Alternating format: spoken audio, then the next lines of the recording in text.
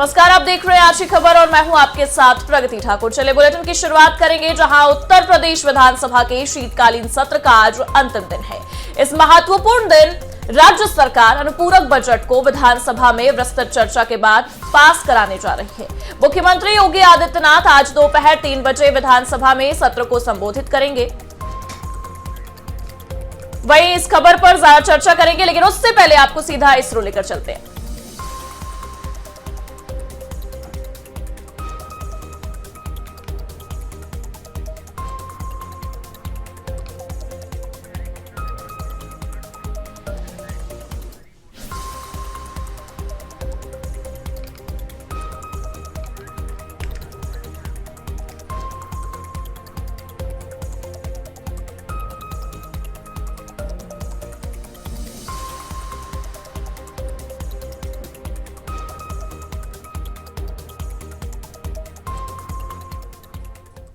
Ignition confirm. यहाँ सभी वैज्ञानिकों के लिए हर्ष का पल होता है।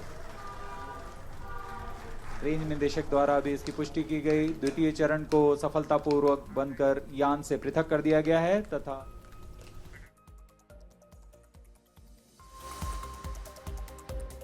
stage of LVM-3 rocket, the cryogenic stage has commenced its operation. Cryo stage performance normal. It is thrusting nominally with 28.6 tons of cumulative propellant loading of liquid hydrogen and liquid oxygen. The engine develops 200 kilonewtons thrust.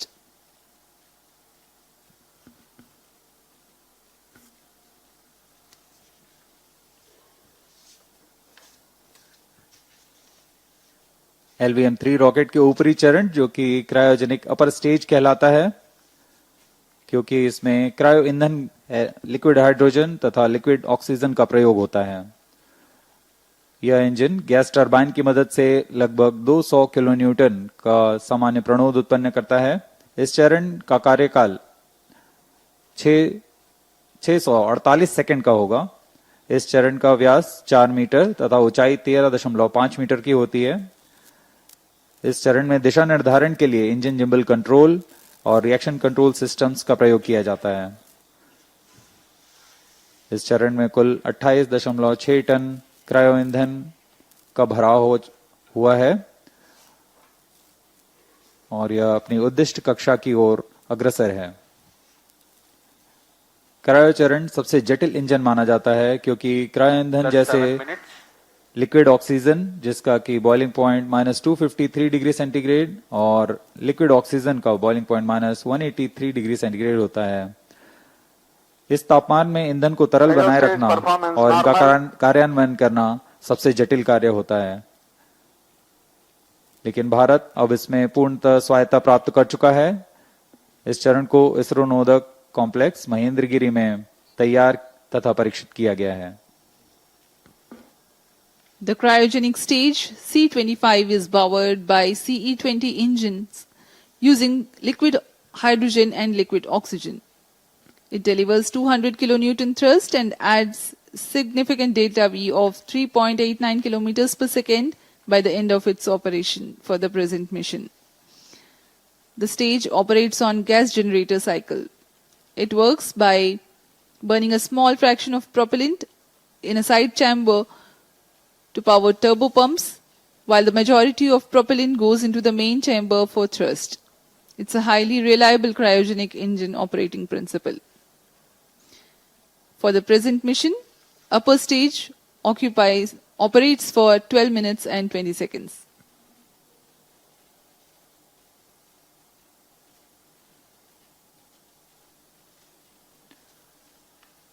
वर्तमान में port Blair स्थित radar station हम तक आंकड़े उपलब्ध करा रहे हैं, जिससे हमें यह जानकारी मिल रही है कि यान पूरी तरह सुरक्षित और सामान्य प्रदर्शन कर रहा है और अपने उद्दिष्ट पथ की ओर अग्रसर है। LVM-3 M6 के समर्पित वाणिज्यिक मिशन में यह उपग्रह ब्लू बर्ड ब्लॉक 2, जो कि अब तक का सबसे भारी संचार उपग्रह माना जा रहा है, यह लगभग 6100 किलोग्राम भारी है। यह उपग्रह निम्न पृथ्वी कक्षा में सीधे मोबाइल तक ब्रॉडबैंड कवरेज प्रदान करने में सक्षम है। जो वैश्विक रूप से दूरस्थ, ग्रामीण, समुद्री और असेवित क्षेत्रों के लिए लक्षित है। अंतरिक्ष प्रौद्योगिकी और मोबाइल की दुनिया में क्रांतिक तकनीक का प्रदर्शन करने वाला यह उपग्रह, इसे संयुक्त राज्य अमेरिका के AST स्पेस मोबाइल ने तैयार किया है। यह उपग्रहों का नक्षत्र तैयार करने जा रहे हैं, जिसकी मदद से मौजूदा स्मार्टफोन में किसी भी समय और दूरस्थ क्षेत्रों में भी इंटरनेट सेवाएं उपलब्ध करा सकेंगे। इस तकनीक के लिए इसमें सबसे बड़े व्यावसायिक फेज्ड एरे एंटीना तैनात किए गए हैं, जो विस्तृत होकर लगभग 2400 वर्ग फुट तक फैल जाएंगे। इसमें संवर्धन कर पूर्ववर्ती ब्लूबर्ड उपग्रहों की तुलना में 10 गुना अधिक डेटा प्रसारण की क्षमता बनाई गई है। यह 4G तथा 5G जैसी सुविधाओं को सीधे अंतरिक्ष से मोबाइल तक पहुंचाने में सक्षम होंगे और वर्तमान में यह ब्लूबर्ड ब्लॉक 2 एक बड़े नक्षत्र के बेड़े में शामिल होने जा रहा है। The Bluebird Block 2 communication satellite developed by AST Space Mobile of USA is the heaviest payload the LVM-3 rocket has so far carried. The satellite is a part of the next generation of Bluebird communication satellites designed to provide space-based cellular broadband connectivity directly to standard mobile smartphones. Cryo stage performance normal. This constellation of satellites will enable 4G and 5G voice and video calls, texts, streaming and data for everyone, everywhere at all times. It features a 223 square meter phased array, making it the largest commercial communication satellite ever deployed in low Earth orbit. Plus 11 minutes. The launch window for this launch is razor thin. The target orbit requires exact phasing and there is a need to ensure global coverage.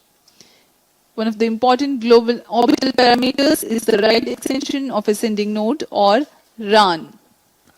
It is the angle measured eastward from the vernal equinox to the point where a satellite crosses the equator going north.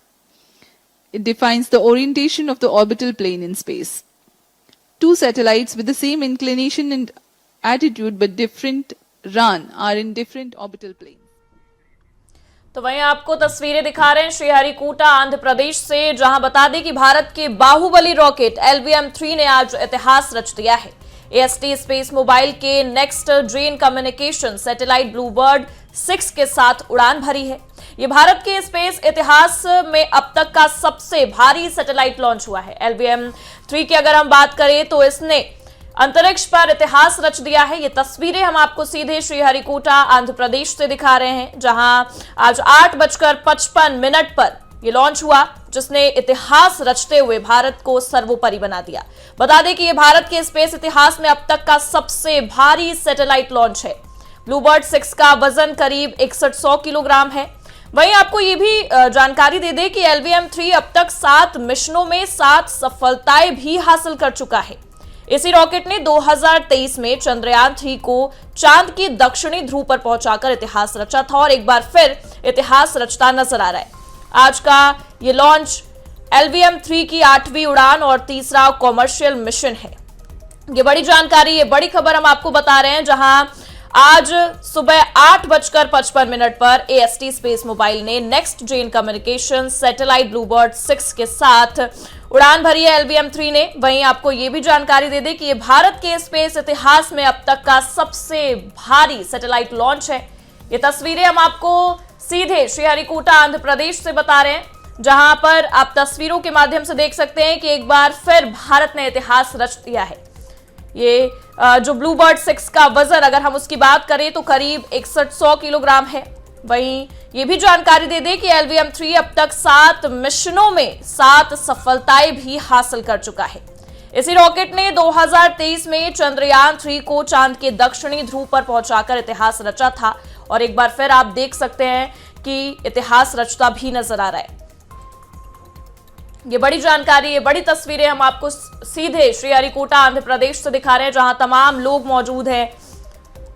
वहीं आपको ये भी बता दें कि इसका जो वजन है ये 6100 किलोग्राम का है। इस दौरान आपको ये भी जानकारी दे दें कि 7 मिशनों में LVM-3 ने 7 बार सफलताएं भी हासिल की हैं। एक बार फिर से इसने अंतरिक्ष में भारत का नाम ऊंचा कर दिया है, इतिहास रच दिया है। LVM-3 रॉकेट लॉन्च हो चुका है 8:55 पर।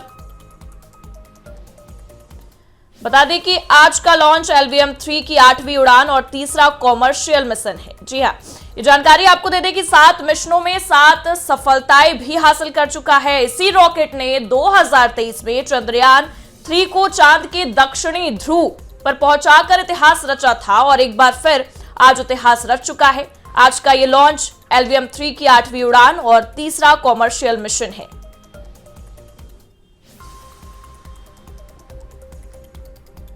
वहीं आपको इसकी खासियत के बारे में बता दें कि स्टारलिंक या वनवेब के उलट ब्लूबर्ड 6 की खासियत है कि यह सीधे मोबाइल फोन से कनेक्ट हो सकता है। किसी विशेष टर्मिनल या ग्राउंड स्टेशन की जरूरत नहीं है, यानी असली डायरेक्ट मोबाइल सेवा। ये बड़ी जानकारी, ये बड़ी तस्वीरें हम आपको सीधे श्रीहरिकोटा आंध्र प्रदेश से दिखा रहे हैं, जहां पर एक बार फिर अंतरिक्ष में भारत के इसरो ने इतिहास रच दिया है। LVM-3 रॉकेट लॉन्च हो चुका है 8:55 पर। AST स्पेस मोबाइल के next gen communication satellite BlueBird 6 के साथ उड़ान भी भर चुका है। ये भारत के स्पेस इतिहास में अब तक का सबसे भारी सैटेलाइट लॉन्च होगा। वहीं आपको ये भी जानकारी दे दें कि इसका ब्लूबर्ड 6 का जो वजन है ये करीब 6100 किलोग्राम का है। LVM-3 ने इतिहास रचते हुए भारत को सर्वोपरि बना दिया। बता दें कि AST स्पेस मोबाइल के next gen communication satellite BlueBird 6 के साथ उड़ान भी भरी है। ये भारत के स्पेस इतिहास में अब तक का सबसे भारी सैटेलाइट लॉन्च है। वहीं ये भी जानकारी दे दें कि 7 मिशनों में 7 बार सफलताएं भी हासिल कर चुका है और LVM-3 की ये 8वीं उड़ान और तीसरा कॉमर्शियल मिशन है। सीधे तस्वीरें आप देख सकते हैं श्रीहरिकोटा आंध्र प्रदेश से हम आपको दिखा रहे हैं, जहां पर ये खुशी का माहौल दिख रहा है क्योंकि एक बार फिर अंतरिक्ष में भारत के इसरो ने इतिहास रच दिया है। तमाम लोग यहां पर खुश भी नजर आ रहे हैं।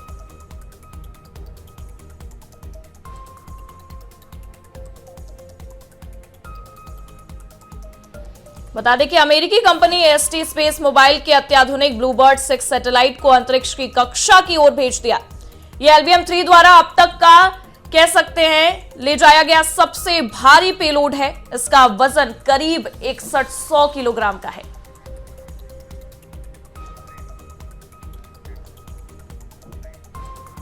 उत्तर प्रदेश विधानसभा के शीतकालीन सत्र का आज अंतिम दिन है। इस महत्वपूर्ण दिन राज्य सरकार अनुपूरक बजट को विधानसभा में विस्तृत चर्चा के बाद पास कराने जा रही है। मुख्यमंत्री योगी आदित्यनाथ आज दोपहर 3 बजे विधानसभा में सत्र को संबोधित करेंगे। उनके भाषण के तुरंत बाद सदन की कार्यवाही समाप्त हो जाएगी। इस दौरान अनुपूरक बजट पर सदस्यों की विस्तृत चर्चा के साथ साथ कई महत्वपूर्ण विधेयकों को भी मंजूरी दी जाएगी। ये बड़ी जानकारी आपको बता रहे हैं। तमाम 2 दिनों से अगर हम बात करें तो बहुत सारे हंगामे देखने को मिले और आज शीतकालीन सत्र का अंतिम दिन है। ये दिन काफी महत्वपूर्ण है क्योंकि राज्य सरकार अनुपूरक बजट को विधानसभा में विस्तृत चर्चा के बाद पास कराने जा रही है।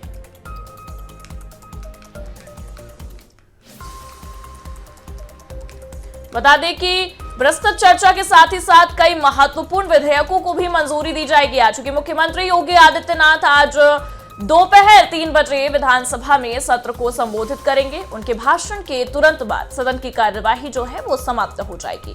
इस दौरान अनुपूरक बजट पर सदस्यों की विस्तृत चर्चा के साथ साथ ये बताया जा रहा है कि कई महत्वपूर्ण विधेयकों को भी मंजूरी दी जाएगी।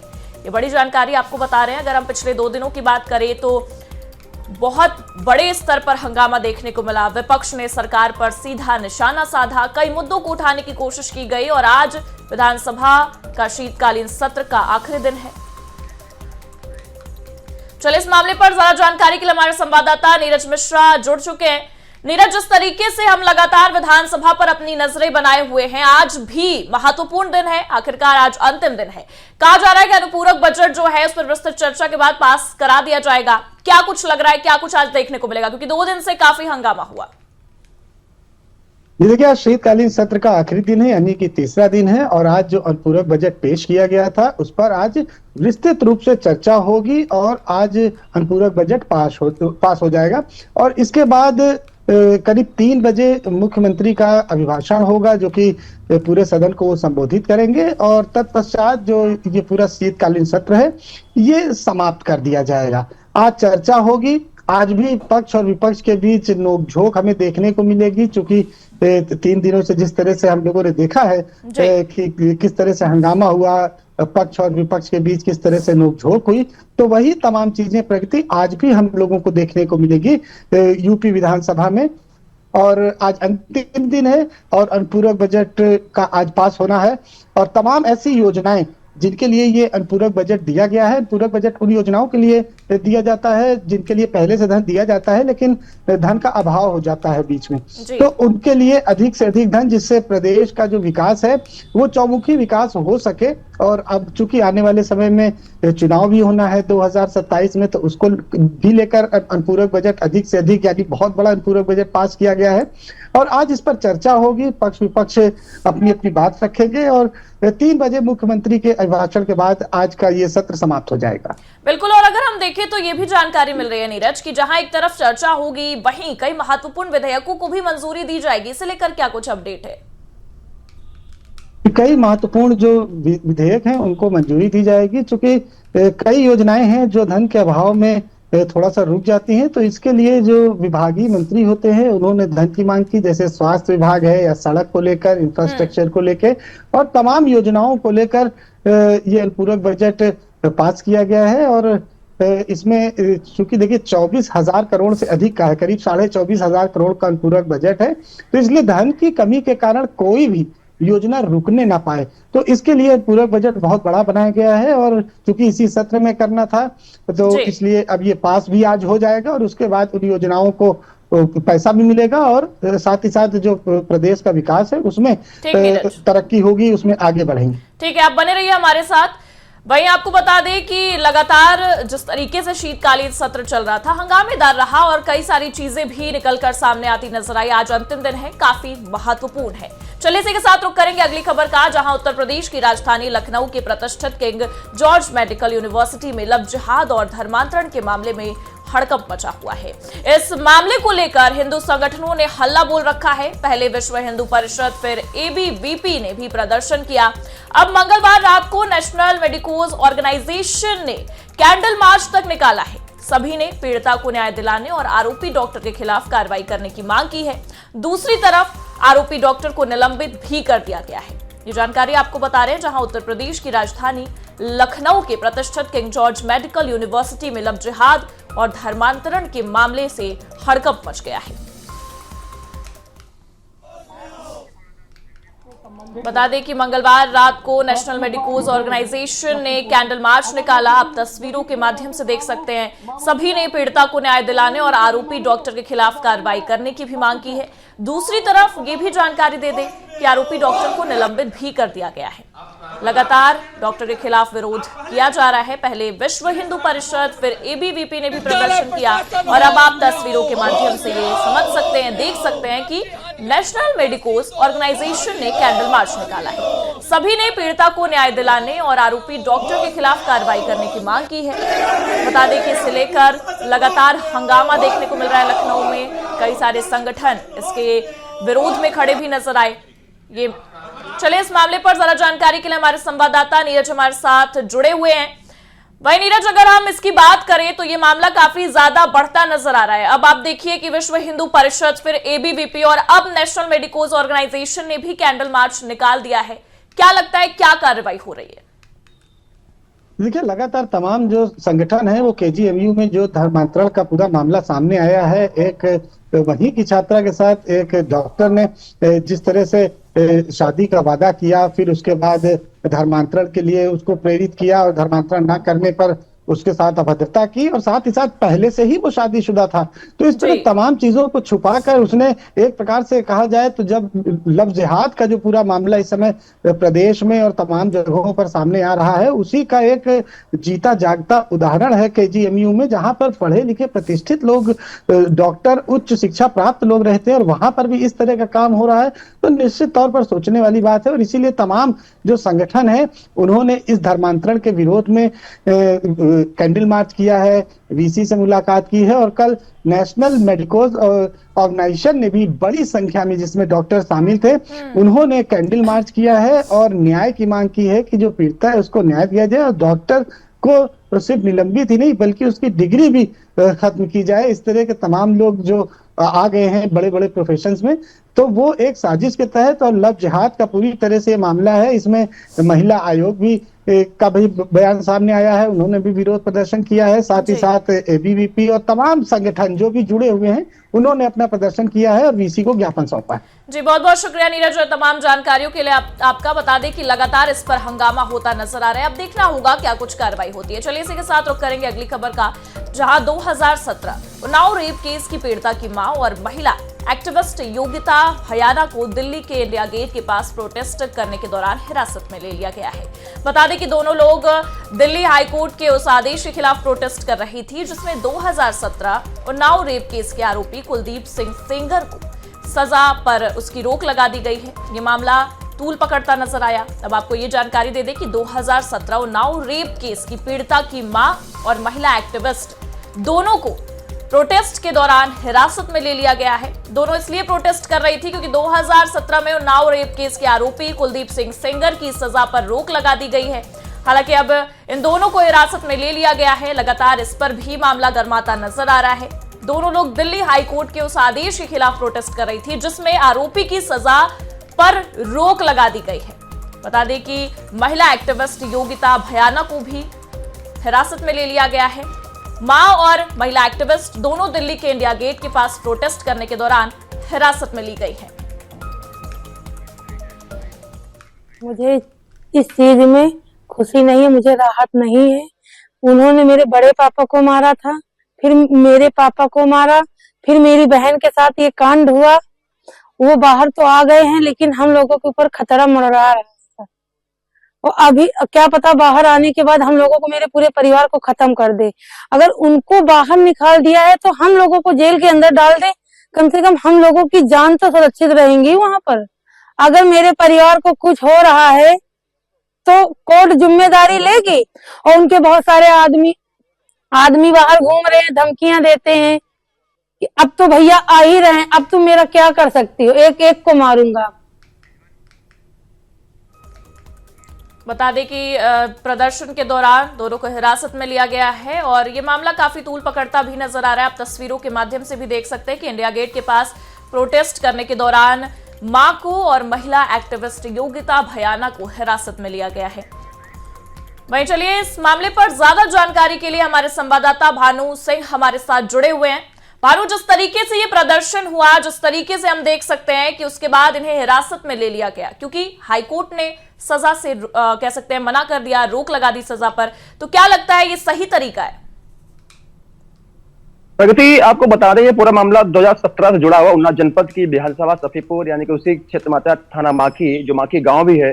और ये पीड़िता और आरोपी विधायक, इनका घर बिल्कुल पास में दोनों का है और इनके घर के पुराने संबंध रहे हैं, सब एक दूसरे के हर कार्यों में शामिल होते थे। लेकिन जिस तरह घटनाक्रम हुआ उसको लगातार मीडिया ने दिखाया भी, सबने देखा भी। उसके बाद जो आरोप लगे विधायक कुलदीप सेंगर के ऊपर, उसके बाद में सरकार ने उनको निष्कासित किया। निष्कासित करने के बाद निचली अदालतों ने उनको दोषी मानते हुए उनको दोषी करार दिया और सजा भी सुनाई, जिसकी सजा वो लगभग 8 साल से भुगत रहे थे।